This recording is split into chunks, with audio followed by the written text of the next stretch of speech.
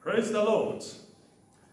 Welcome to Heart of the Matter. And I believe that if you are not connected, get connected. And those who are connected, get others to be connected. Because I'm starting a series today. And this is a very serious series. I'll be taking a series on marriage. And marriage, as you know, marriage is one of the key decisions somebody can make in his life in this world. And as I go through, I will take my time. And I might be punctuating along the line as I go. I preach other messages, but I am taking part 1 today on marriage. Let's have a word of prayer. Father, in the name of Jesus, I thank you. Bless your name. Honor you. Give you glory. Because you are a faithful and a loving Father. Lord, I pray that as I share your word again, through this series on marriage, Lord, many homes will be changed. Many homes will be transformed. And broken marriages, Lord, will come back together again. And those, Father, who are not married, Lord, they will get married in the right way and enjoy the blessings of marriage in the name of Jesus Christ. Thank you, Lord, because I know your answer. In Jesus' name, I have prayed. Amen. God bless you. As I've told you, this is the heart of the matter. And I believe that God has been blessing you through this radio program, and you will continuously be blessed as you keep on listening, as you keep on following the program. I trust the Lord. I trust the Lord. He has not failed before, and neither will he fail. So the Lord is going to gloriously manifest his power in your life. I'm talking today on marriage, a divine institution. Marriage, a divine institution. Marriage was God's decision. It was not man's decision. It was not man's idea. It was God's idea. He decided it himself and instituted it himself. I want to read to you in Genesis chapter number 1. I'm reading from verse number 26.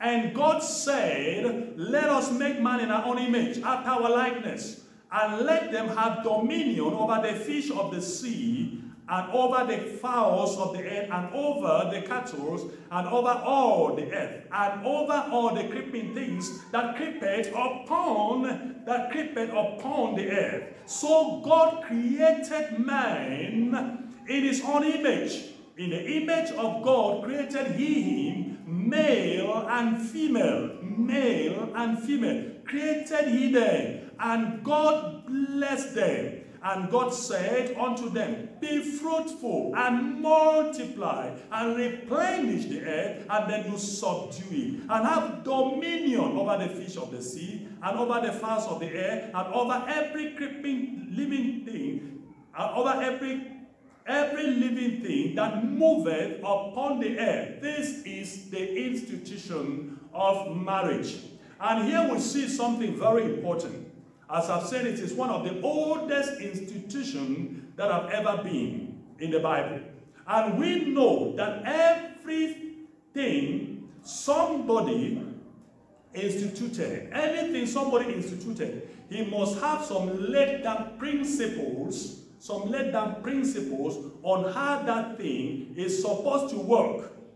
The same way, a manufacturer who manufactures a car, who manufactures any equipment, has a manual that must be strictly and scrupulously followed in order to make that thing function well. The same way, God, who instituted marriage, has some principle, has a manual that we need to follow. And if we don't read the manual and we just dash into marriage, you never buy an equipment from the market and you just dash into using it. You first of all pick the manual, then you go through the manual carefully, step by step, before you plunge into using that equipment. Otherwise, you are going to harm that equipment. You are going to misuse that equipment, and that equipment is going to malfunction. You might blame the manufacturer, but that is not the point. You might blame the manufacturer. But if you had followed the manual, that is why there is a warranty. There is a warranty when you follow the manual and there is any malfunction. But if you just dive into using and without following the manual, if something gets wrong, you don't go back to the manufacturer and tell the manufacturer you didn't do a good work. He did a good work. That's what the Bible is telling us here. The Bible says God created man in his own image to be like him, to resemble him in character, in nature. Then he now said he created male and female. That means from the very beginning, marriage was instituted to be a union between the man and the woman, not otherwise. Anything otherwise is completely out of God's institution. I think that is the first thing that should be in the manual of marriage. That marriage is between the one man and one woman. That is the beginning of the manual of marriage. And that's what I want to put across here, that all of us, by the grace of God, you follow scrupulously the things that have been laid down by God so that we don't make mistakes and cause our marriages to crash, and we'll begin to blame God, and we'll begin to blame it on other people. God will help us in the name of Jesus. And everyone desiring to engage into marriage must find out, listen to me, anybody that is planning to get married, my young brothers and my young sisters who are planning to get married, you must not just dive into marriage because you have seen other people getting married, because your age is playing on you as a girl, as a woman. You shouldn't just say, I want to marry, because age is playing on you. There is that necessity for you who wants to engage into the marriage to find out what are the divine principles, what are the divine injunctions for marriage, what are the things I'm supposed to know before I get into it. And at this initial stage, I will deal with the principles that were laid down from the beginning of marriage. You know, I'm going to point out some things to you here so that all of us, by the grace of God, we will be able to know that this is what God instituted, and this is the way He wants the institution to work, and all of us will gain understanding in Jesus' name. This is teaching, this is not preaching. So I'm going to be taking my time. I might not go into getting you into the traditional 3 points of the message, but I'm going to give you some key things which I want to think that those are the things that are very necessary. Let me turn to Genesis chapter 2, verse number 18. The Bible says here, the Lord said, it is not good that the man should be alone. I will make him and her meet for him. That's the reason a woman came into the life of the man, so that he can be an aid, he can assist, he can be a companion, and he can be a helper to the man. Therefore, God Himself moves ahead. Let me read through this long text from verse number 21, verse number 21. Chapter 2, verse 21. And the Lord said, and the Lord God caused a deep sleep to fall on Adam, and he slept. And he took one of the rib and closed the flesh instead thereof. And the rib which the Lord had taken for man met he a woman, and brought her to the man. And Adam said, this is now the bone of my bone, the flesh of my flesh. She shall be called woman, because she was taken from man. Therefore shall a man leave his father and his mother, and shall cleave unto his own wife, and they twain shall be one flesh. Therefore they were both naked, the man and his wife, and were not ashamed. We are going to move ahead. I'm going to explain some things to us here. Now, I want to talk on something very important. The principles, the instituted principles at creation. So that this is the manual. I'm giving you the manual for marriage. How God did it. What was His intention? Why did He want it to be the way it should go? I say emphasize that marriage is a decision for life. It's a life decision. It is not an emotional decision that somebody takes because emotions are playing on him.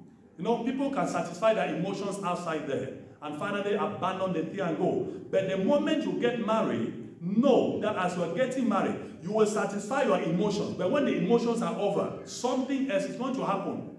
Some people just say because my body is playing on me, I want to marry because the Bible says it's better to marry than to burn. And they don't look into the manual. They don't go through. They don't check to know what are the implications of this marriage. I'm entering into it. Well, we know very well that you're supposed to get married in order to preserve sanctity. But you must know that there are more important things than just that sanctity. Because many people have entered into it because of that emotions, without necessarily looking at the principles of marriage, the instituted principles of marriage. They satisfy those emotions which they were looking for, well and good. When you get married, you will satisfy those emotions. But let me tell you, after 1 month, after 2 months, those emotions will die off. 3 months, 1 year, those emotions will die off. But the reality of marriage, which you did not learn, the lessons of marriage which you did not learn, they are going to come up. They are going to come up and beat those emotions. And when those emotions are beaten down, you will not more be satisfied with that woman, because the thing you were thinking that was so good, was so desirable, that thing will always be there, but you will not be able to, you will not love it anymore. Because there are some things have come up, some things have propped up that have killed that desire in your heart. I pray those who are married, they know what I'm talking about.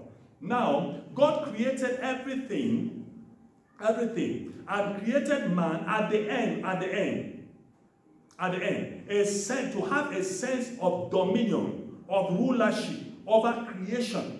That's what we must know. He created the man and his own, in his own image and his own likeness, the way he wants man to be. And he created the woman also in his own likeness and brought these two people together. He brought them together because he knows, let me tell you something. I'm going to point you this thing. These things are very serious.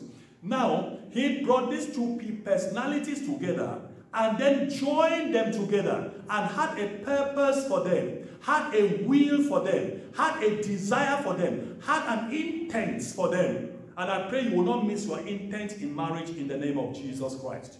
God bless your soul. Keep listening. Man was number one. Man was sinless. Man was without sin. But the woman too was without sin. So God brought together, God did not bring together the fallen man. No, he didn't bring a fallen man together. He brought the Adam, who was sinless, Eve, who was sinless.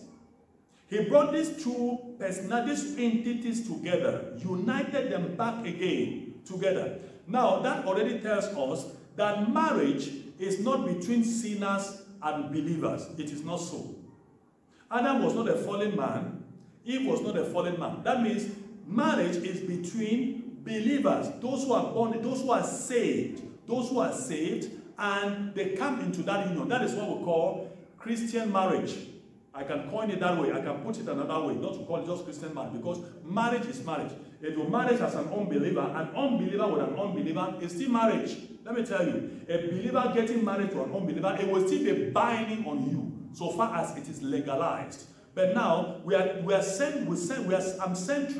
want to center this teaching on the Christian marriage, the one that you want to follow God's way, God's principle, and God's intent and God's purpose. God bless you. And that's what I'm talking about here. This is why man can make that. That's why man can make the choices. That one man can make a choice in marriage. Making a choice in marriage, he must depend on that God who instituted the marriage. You cannot just jump into marriage without seeking, without asking, without praying, without asking God who instituted marriage. How do I go about this marriage? How am I going to carry on this marriage? How is it going to be? Then you get those intricacies from God and you'll be able to follow along and do the right thing. That's why he said, it is not good that a man should be alone. Therefore, this is another point here. A man, when you are mature, when a woman is mature, it is commanded by God. It is not you to say, I will not marry. No, forget about those who make the stories and make the noise and say, I want to consecrate my life. I don't want to marry. I want to be a preacher. I want to be that. All those nonsense they are talking about. All those people, let me tell you, all those people who say they have consecrated their life, they are dating, that they are living immoral lives. They are only pretending. They are only playing. And I believe that God will help us, that will not think that marriage is evil.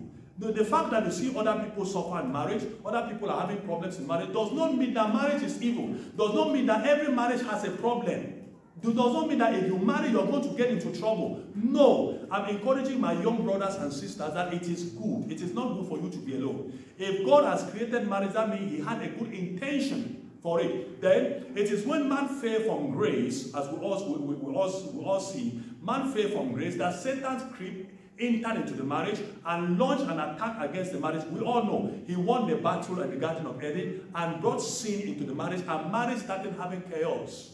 That's when marriage started having problems. That's when marriage became a problem, because the Bible tells us that the man and the woman, they were all together. They were never ashamed of one another. They were never having problems with one another. But when Satan entered into that marriage, it created a problem, which now up to today, we are still suffering it. So therefore, for us to be able to understand how to keep the devil away, there is necessity for us to go into those principles and set them up ourselves, and the Lord will help us in the name of Jesus. God bless your soul. That is what I'm talking about here. Let me pick some of those principles which I think I want to analyze from Genesis chapter 1. I want to take it very carefully. Number one principle is the principle of gender distinction. The principle of gender distinction. What am I talking about here? Let me show you the principle of gender distinction. That some people say gay marriage, a man marrying a man, a woman marrying a woman. Is that what was instituted in the scripture? Is that what God did? Let me show you Genesis chapter 1 verse number 27. Verse number 27. The Bible says, and Genesis chapter 1, verse number 27. So God created man in his own image. In the image of God created he him. He said male and female. Gender distinction. He didn't create a man and a man. He didn't create a woman and a woman. So if you talk about marriage, the very first thing that should come to your mind is marriage is between a man and a woman. That gender distinction must be there. Any other thing apart from this is perversion.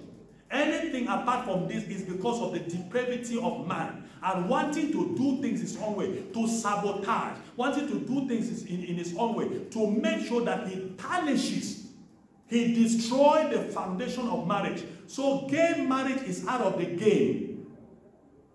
Hallelujah. Let me read you something in Matthew chapter 19. Matthew chapter 19. Jesus, when he came, he repeated this very thing to make sure, to know that there is a distinction. There is that distinction, that gender distinction, that must not be tampered with. It must not be tampered with. And nobody should go around and tell any other story apart from what the scripture says. Verse chapter 19. I'm reading from verse number 4.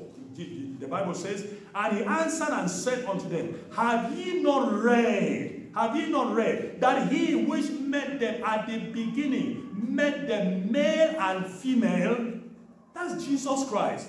He still maintained that gender distinction to the Jews when he was talking to them. When they started questioning him, the Pharisees questioning him about marriage. So God is that's a serious principle that we must know. Principle number 2 is the principle of headship.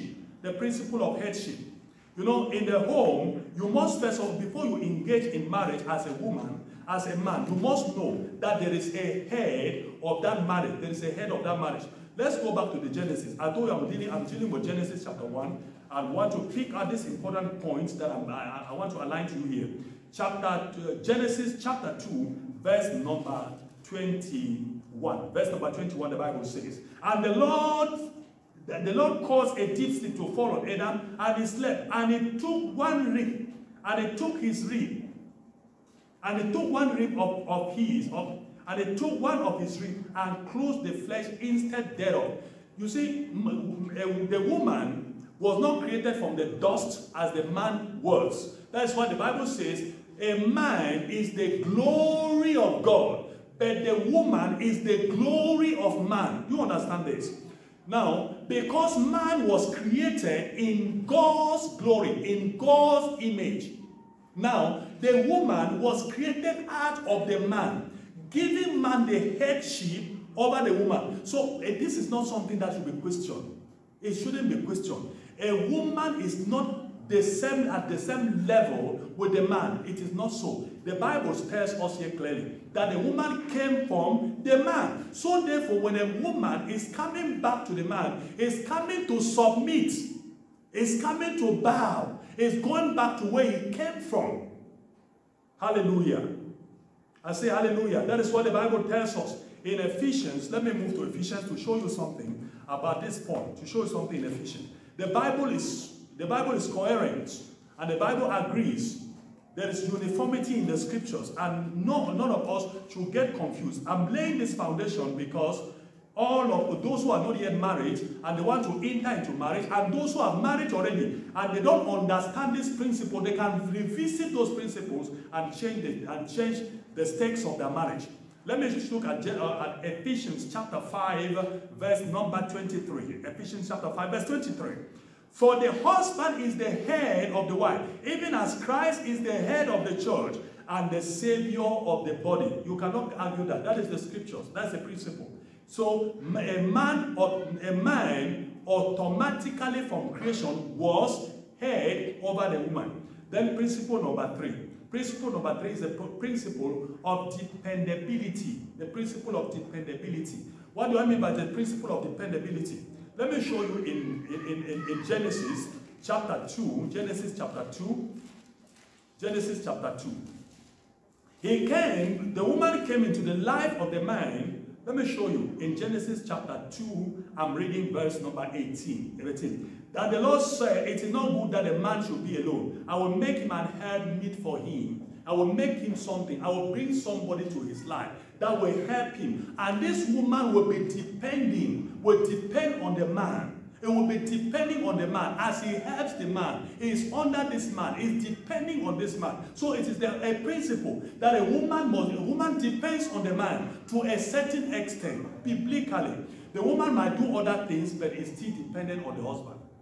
Can I hear your amen? I think I made that point clear. Point number 4.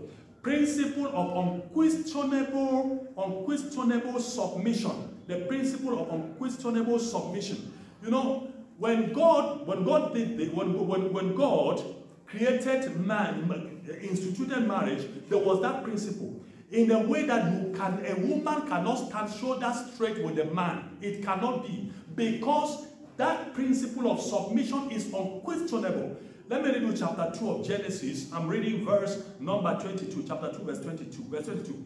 And the rib which that God took from the man met he a woman and brought her to the man. You see?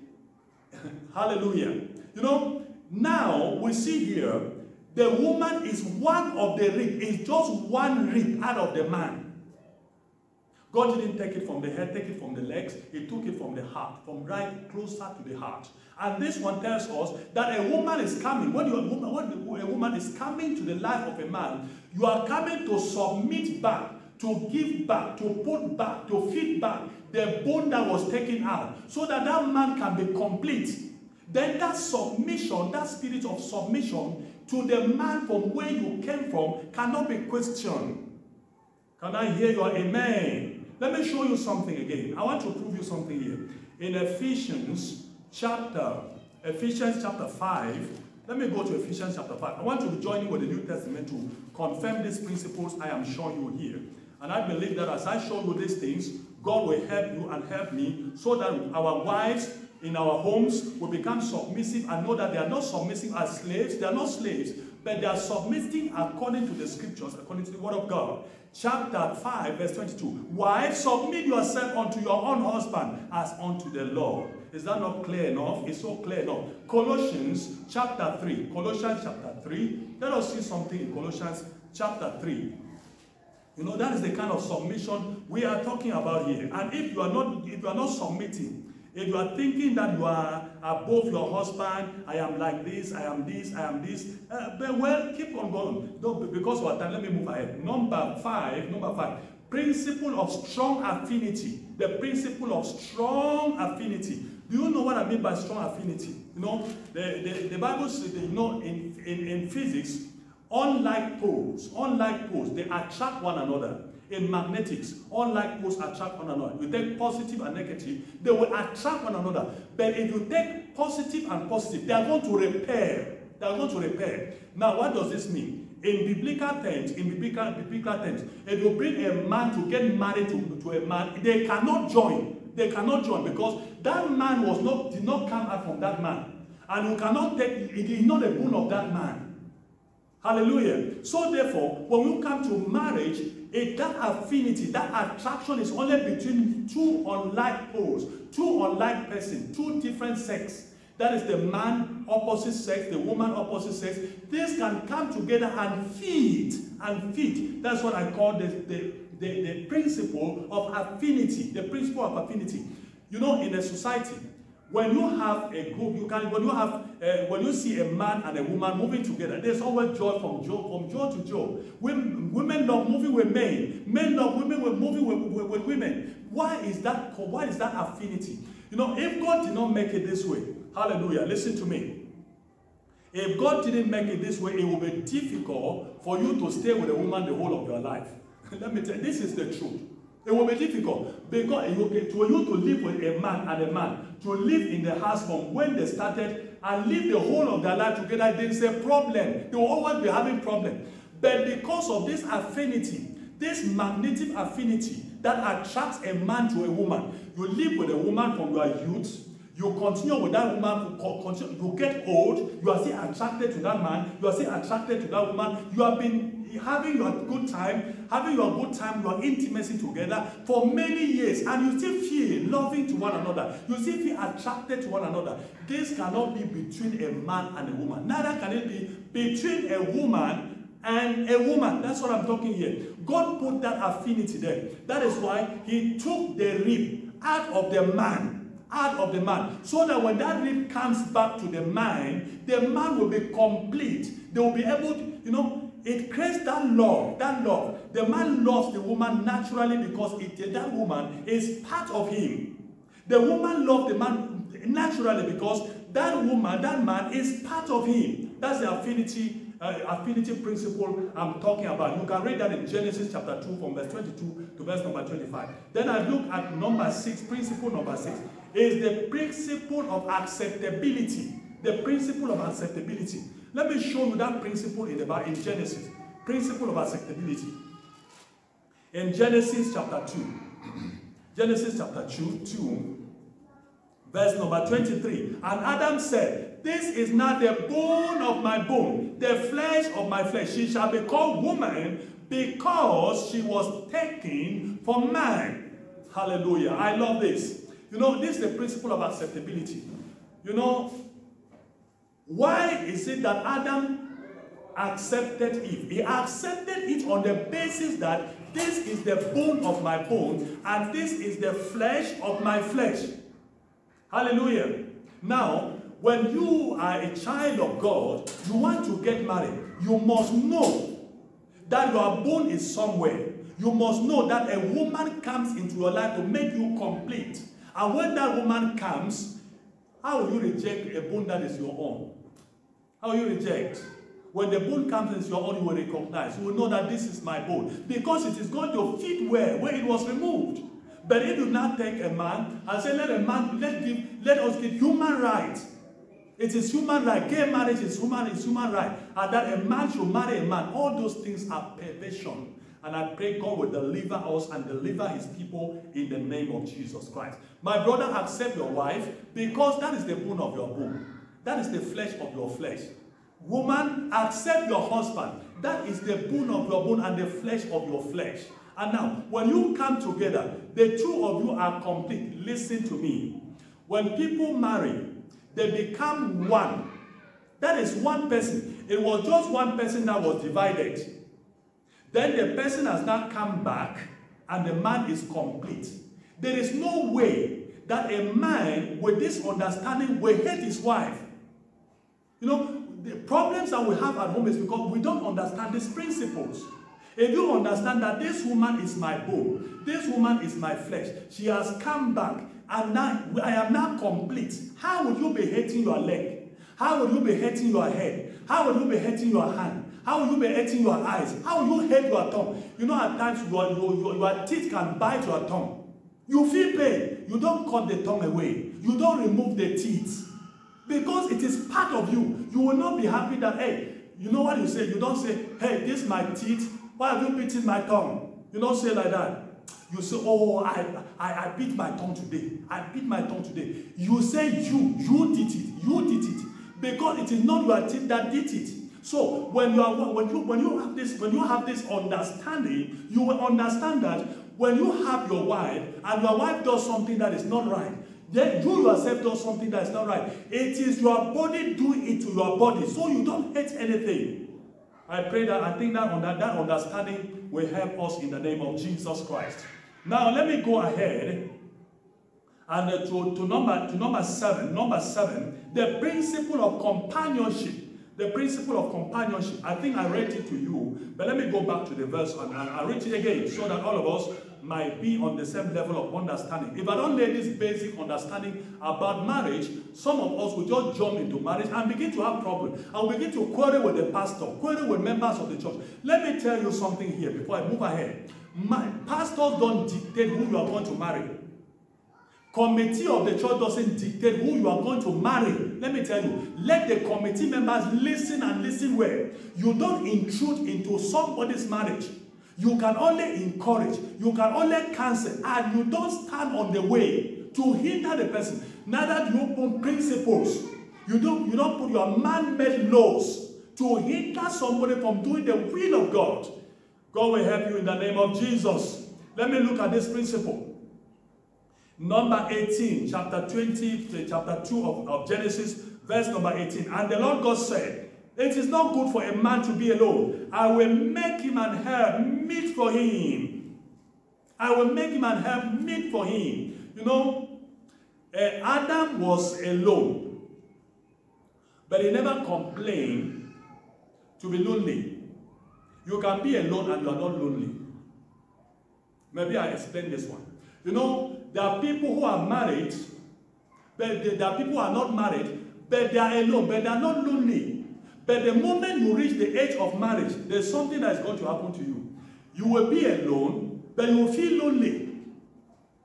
But when you were not yet at the age of marriage, you were alone, a young man, you are playing your ball there, kicking your ball there, going to school, doing all this one. You are not lonely. But the moment you are already a man, know that God created a matured man and a matured woman. These were not boys and girls.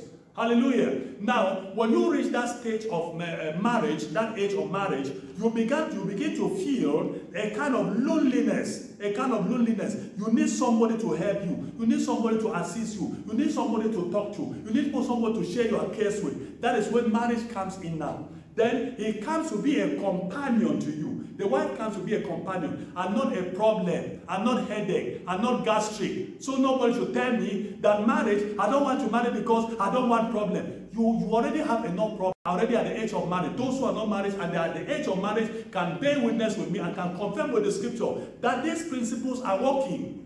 Now let me move ahead before I say one or two things.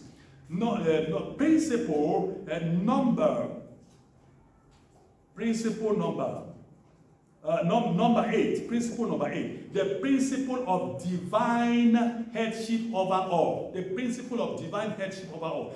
Let me tell us something. You know, but let me read it from the scripture so that you know that what I'm talking is coming from the Bible. Now, chapter 1, I'm looking at verse number 27. Remember, this is a marriage institution. Marriage institution series. That is part one of marriage institution. I want to read you in verse number 27. Verse 27. So, verse 27. So God created man in his own image, and the image of God created he him. Male and female created he them. You know, here we see God is the creator. He created the man. He created the woman. What does this mean? It means he is head over the two of them. God is their head. He created the man. He created the woman. He has authority over them. That is the head, divine headship. So when we come into marriage, listen to me. The man submits his own headship to Christ. He submits his own headship to Christ. He doesn't measure his headship with God because God owns all of us. All of us, man and the woman, will submit to that divine headship over our life. That means, hallelujah, the implication is this. Now, when you now have a problem in marriage, you take his word. When you take his words have authority over the both of you. His word controls the marriage. His word dictates what is supposed to go on in the marriage because he is the head of that marriage union. As Christ, the Bible says Christ is the head of the church. He is the head of our lives and the head of every marriage because he created the marriage. The man that created the marriage will have authority over the marriage. You who is the created, cannot have authority over the creator.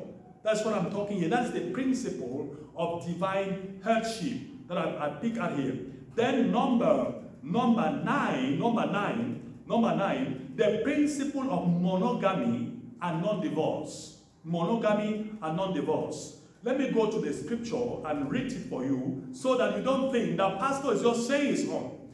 In Genesis chapter number 2, Genesis chapter number 2, I want to read to you in verse number 21, from number 21. And the Lord caused a deep sleep to fall upon Adam, and he slept, and he took one of the rib and closed the flesh instead of thereof. And the rib which the Lord God had taken from man, made a woman, and brought him to the man. And Adam said, this is now the bone of my bone, and the flesh of my flesh, she shall be called woman, because she was taken from man. Let me show you something here. There is something we always miss out here when we read this verse of the scripture. You know, monogamy is enshrined in Genesis of marriage. That is why he didn't take the ground and the ground. No. He took the man and took the rib from the man and made one woman and restored that woman back to the man. And the man became a whole. A whole. That means marriage, when you are married, you become a whole. You know, it is God, listen and listen well. Listen to the logic here. Now, it is God that did the operation. When he brings the woman back and brings the rib back and the rib enters back to where it was, there is no way you can do that operation yourself. The operation was done by God. He has the techniques to do the operation. You cannot now divorce. Because to divorce means you are going to do that operation of separation. Hallelujah. He brought the man, the bone back so that that union should remain.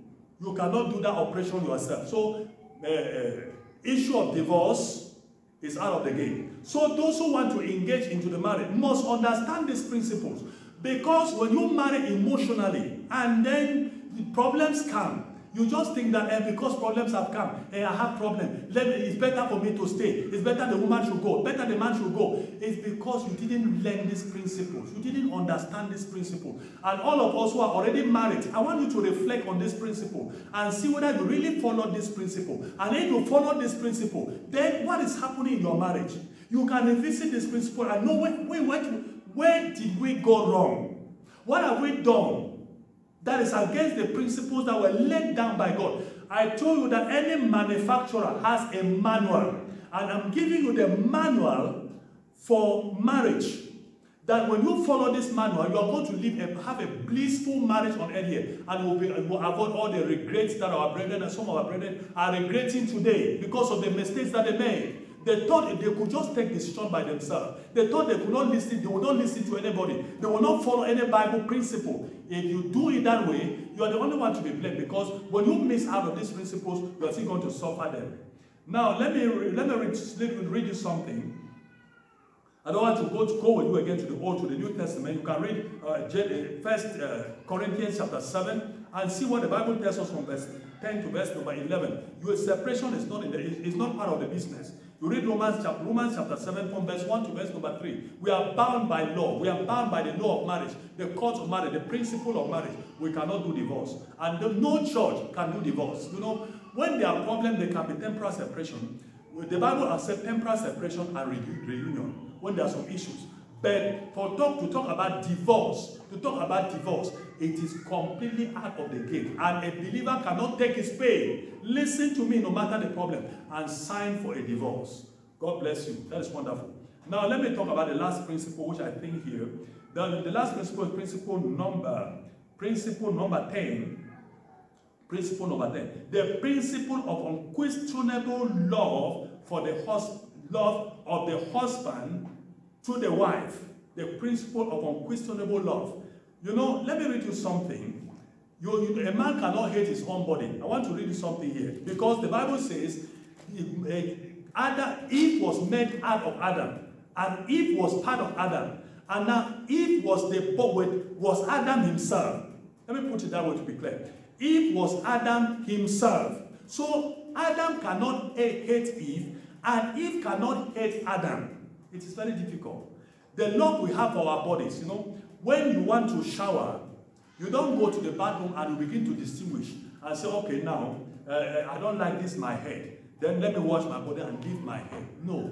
When your leg is sick, when you have a wound, the whole body will respond simultaneously to the problem of that leg in order to solve that problem, because it is part of the whole. And now we are saying here, I'm saying here that as we love the parts of our body, your wife is part of you, your husband is part of you. You are going to love your husband and love your wife naturally. Naturally. Let me look at something to confirm to you in Ephesians chapter 5, and that's where I'm going to read and end for today. So that the next time I pick from where I have ended, and I will be able to rush through and then point to you some issues that are very, very central. And I believe that God will help me to go through the teaching and point out some details. I'm going to bring out some details in this marriage issue. So keep connected and keep listening, and make sure that you share the message so that it can help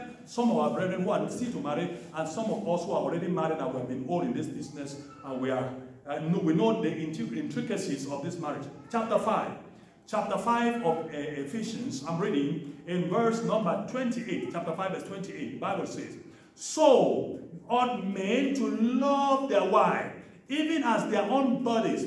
For he that loveth his wife loveth himself. For no man," listen to me, "ever hated his own flesh, but nourished and cherished it, even as the Lord the church."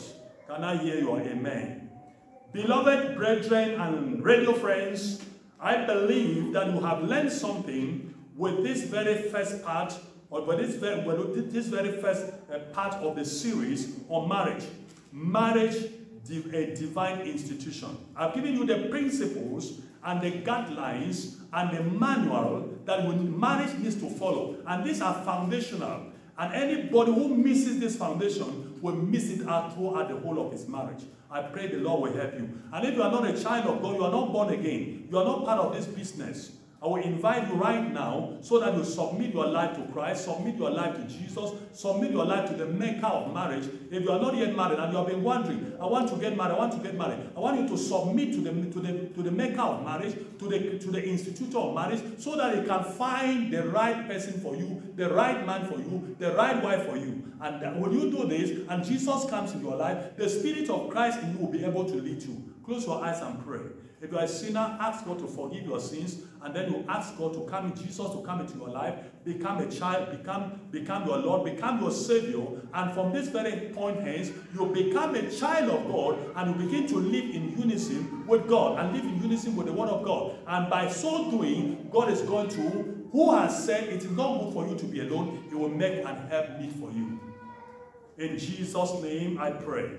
Father, in the name of Jesus, I thank you. I bless your name. I honor you. I give you glory because of your faithfulness. And I pray, Father, as we have risen from the word, and just this brief teaching of your word and the insight into the principles of marriage, the foundational principles of marriage, I pray that your children will correct the things that are wrong. And when they went astray, they will correct those things and will step into their marriage and change the situation in the name of Jesus. And those are brethren who are not yet married, and they're looking at this principle. Oh God, I pray, give give them grace so that they will not miss out in these principles and get into problems and their marriage crashes along the way. Thank you, Father, because I know you have answered. In Jesus' name I pray. Amen. God bless you. Continue to listen.